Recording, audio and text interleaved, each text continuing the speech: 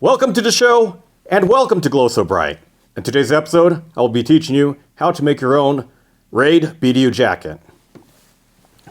Like what I have on right now, where you have shoulder pockets with hook and loop Velcro, as well as brass pockets over here.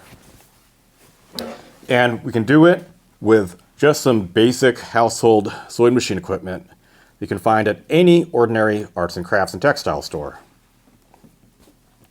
This sort of stuff isn't very special, and while you can use these sorts of techniques to eventually make your own, caps, make your own pair of trousers, your own jacket, your own hat, or anything, you're only limited by your own imagination.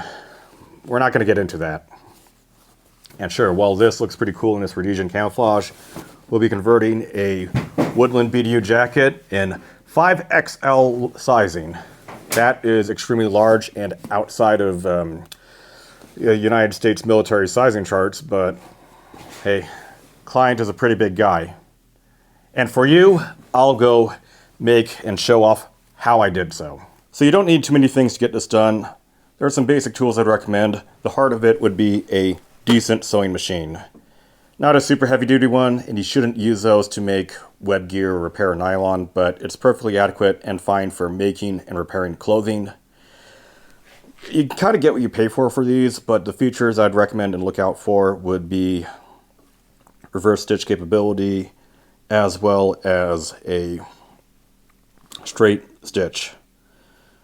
Other features such as programmable stitches, other sorts of electronic functions, all that sort of stuff makes the process a whole lot easier and less of a headache to deal with, but you don't necessarily need those. I really like the Husqvarna types of sewing machines. However, I also really like stuff made by Juki. You can get away with other sewing machines like that of Singer. You can even get it done with an old manual sewing machine like a Singer 15. But having a decent sewing machine that is consistent and reliable and provides straight stitches as well as reverse stitches is what I would recommend, or is adequate for this sort of task. Some pins, a seam ripper, don't cut yourself, a thread cutter, very nice for when you're done stitching to tidy it up, jacket, a good pair of fabric scissors. Use these and only these to cut fabric. Don't do anything else with that. Don't cut open paper, don't do anything to dull or mess up the edges of the scissors. Fabric marking pencils or tailor's chalk, your appropriate color thread, your BDU jacket, a clothing iron and ironing board, and also the appropriate colored hook and loop of Velcro or tape. I recommend the stuff that is not adhesive backed. Adhesive backed stuff is easier to use, however I find it to be more sloppy, less durable, and it creates a mess that could jam up the sewing machine. For preparation of the jacket, I first would mark where the upper breast pockets are positioned on the jacket and where it is centered, for both the top flap as well as the bottom pocket.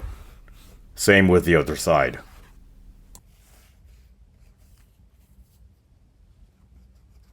Next, using a seam ripper, I'll remove the seams that hold the pockets to the front of the jacket and make sure I don't cut either myself or destroy the garment. Some areas that are excessively bar-tacked and stitched, where there's zigzag stitching at the edges of the beginning of where the stitches are a difficult area. These are areas that I have to repair later. Doesn't help that the jacket isn't really as good quality as that of a USGI one. I would save these pocket parts for reuse later. After all the pockets have been ripped out, I'll use a lint roller and remove loose thread. Having loose thread is sloppy and it could cause a jam in the sewing machine, so it's best to remove them. I would also use a new sewing machine needle to do this. I would use a 90-14 needle, and having a fresh one means that the needle won't be blunted and bent and cause extra problems or wear or damage to both the garment or the sewing machine. I would also use a fully wound bobbin that matches for the sewing machine and the thread that I'm using.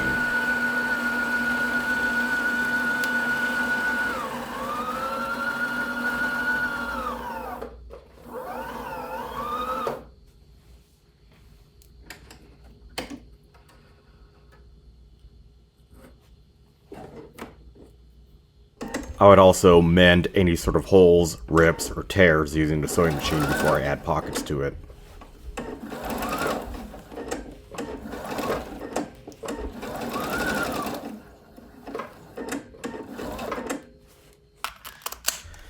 To prepare the pockets, I'll use the bottom chest pockets and reuse them as the new upper pockets, and take the upper pockets and turn them into shoulder pockets. With these new shoulder pockets, they'll have an equal length of hook and loop Velcro, where the loop Velcro will be on the outside of the bottom and top part of the pocket, and then have the hook part be on the inside side of the upper flap of the pocket. With these shoulder pockets, I prefer to not have buttons, but if you do like to have them, you can have them be retained, but that's how I like it. You can then reuse the buttons for a military sewing kit. I would then top stitch the Velcro to the outer face of the pocket and create some sort of box pattern with diagonal from corner to corner, diagonally through the center of the piece of Velcro and pocket, creating kind of a cross shape. Pretty straightforward. All you need to do is to make sure that with most, if not all stitches, have the stitch go forward a little bit, reverse stitch for a few stitches, then go forward. At the very end of what you're stitching, back it up a few stitches with a reverse stitch, then go forward with a few stitches in a forward direction. Release the presser foot of the sewing machine and snip the loose threads.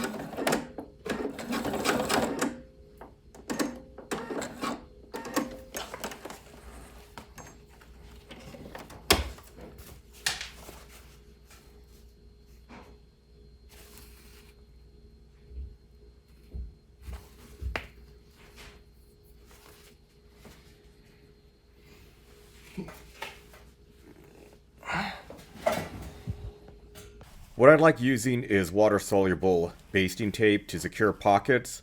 If you don't have that, pins are also fine. Either way is acceptable, just as long as it's symmetrical and even and functional. Sewing the top flap of the new top pocket is fairly straightforward. Same with the bottom pocket.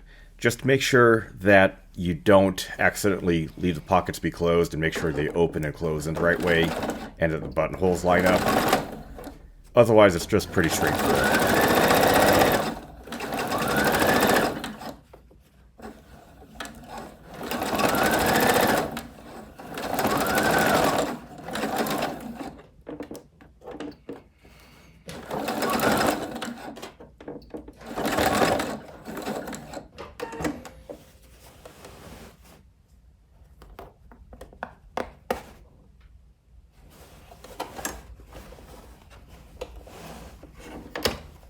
For sewing the shoulder pockets, I would do so using a straight edge ruler and go along the top seam of the shoulder.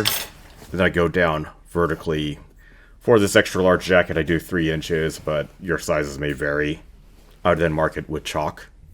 Sewing the shoulder pockets on the shoulders is pretty much the same process. However, what makes it a lot easier is to remove the accessory tray from the sewing machine and expose the free arm, and then work the sleeve under that. Although it's a bit of a challenge, and it's pretty easy to mess up and accidentally pinch and bunch up two sides of the fabric together and sew them together, which I've done a few times and messed up, but at least I was able to get that fixed. Otherwise, just sew it the same as the breast pockets.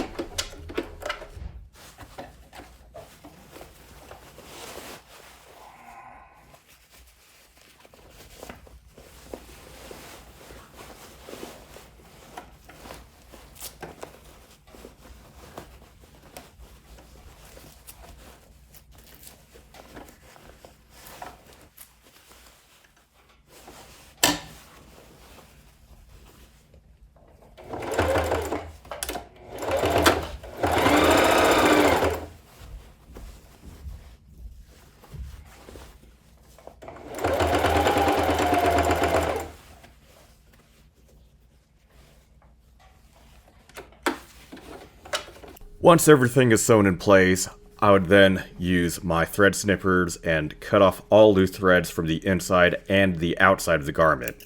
Then I'd use the lint roller and collect all the loose threads.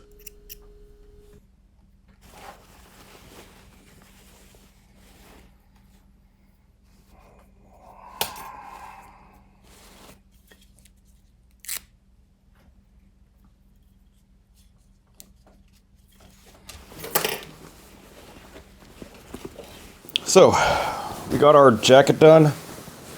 We have ourselves, at customer request, straight breast pockets over at the top, so you take the bottom pockets and move it to the top, and we have shoulder pockets, using the top breast pockets and relocating to them to the shoulders.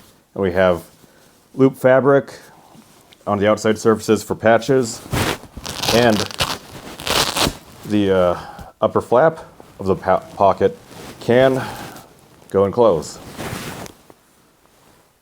So, with this jacket done, the thread snipped, and everything done, despite all sorts of challenges like having a malfunctioning sewing machine and other issues, this is good to go.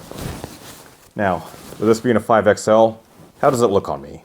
So I got a normal Raid BDU, that is my own size, maybe a bit short, but let's see how the 5XL one would fit on me. Okay, so my arm is too short. Let's get the other arm.